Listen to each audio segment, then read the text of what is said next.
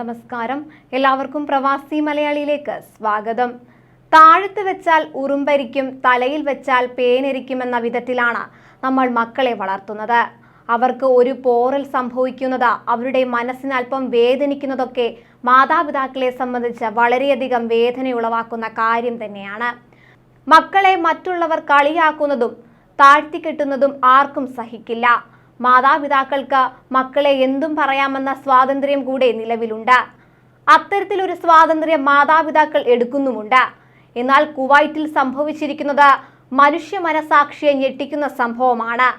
സ്വന്തം പിതാവിനെതിരെ മകൻ കോടതിയിൽ പോയിരിക്കുകയാണ്. പണം അപഹരിച്ചതിനോ ആരെയെങ്കിലും കൊലപ്പെടുത്തിയതിനോ അല്ല മകൻ പിതാവിനെതിരെ കോടതിയിൽ പോയത്. തന്നെ പിതാവ് കഴുത എന്ന് വിളിച്ചു എന്ന പരാതിയുമായാണ് മകൻ സ്വന്തം പിതാവിനെതിരെ കോടതിയിൽ പോയിരിക്കുന്നത്. എന്നാൽ പരാതിയിൽ കുവൈറ്റ് കോടതിയും കടുത്ത തീരുമാനമെടുത്തു. മകനെ കഴുതയെന്ന് വിളിച്ച പിതാവിന് 200 ദിനാർ പിഴയിട്ടിരിക്കുകയാണ് കുവൈറ്റ് പബ്ലിക് പ്രോസിക്യൂഷൻ. സ്വദേശിയായ പിതാവിനെതിരെ മകൻ തന്നെ നൽകിയ പരാതിയിലാണ് കോടതി വിധി വന്നിരിക്കുന്നത്. പ്രാദേശിക മാധ്യമങ്ങൾ റിപ്പോർട്ട് ചെയ്യുന്നത് കോടതിയിൽ പിതാവ് കുറ്റം സമ്മതിച്ചെന്നും അതിനെ തുടർന്നാണ് നടപടിയെന്നുമാണ്. പക്ഷേ മകനെ കഴുതയെന്ന് വിളിക്കാനുള്ള സാഹചര്യം എന്താണെന്ന് വ്യക്തമായിട്ടില്ല. മകനെ അപമാനിച്ചുവെന്നും മകന്റെ ആത്മാഭിമാനത്തിന് ക്ഷതം ഏൽപ്പിച്ചുവെന്നുമുള്ള കുറ്റത്തിനായിരുന്നു കോടതി ശിക്ഷ വിധിച്ചത്.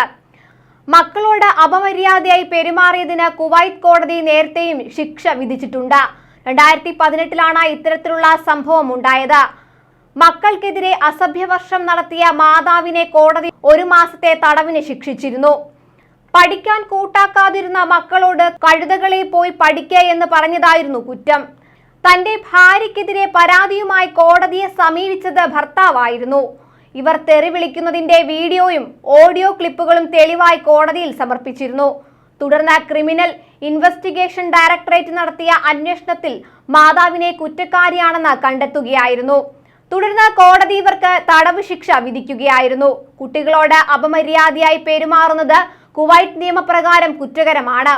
ഇത്തരത്തിലൊരു സംഭവം നമ്മുടെ നാട്ടിലാണ് സംഭവിച്ചിരുന്നത് എങ്കിലൊന്ന് ഓർത്തു നോക്കൂ. കേരളത്തിലൊക്കെ മാതാപിതാക്കൾ ദേഷ്യം വരുമ്പോൾ മക്കളെ കഴുതേ എന്നല്ല മറിച്ച് മറ്റ് പല പദങ്ങളും വിളിക്കാറുണ്ട്.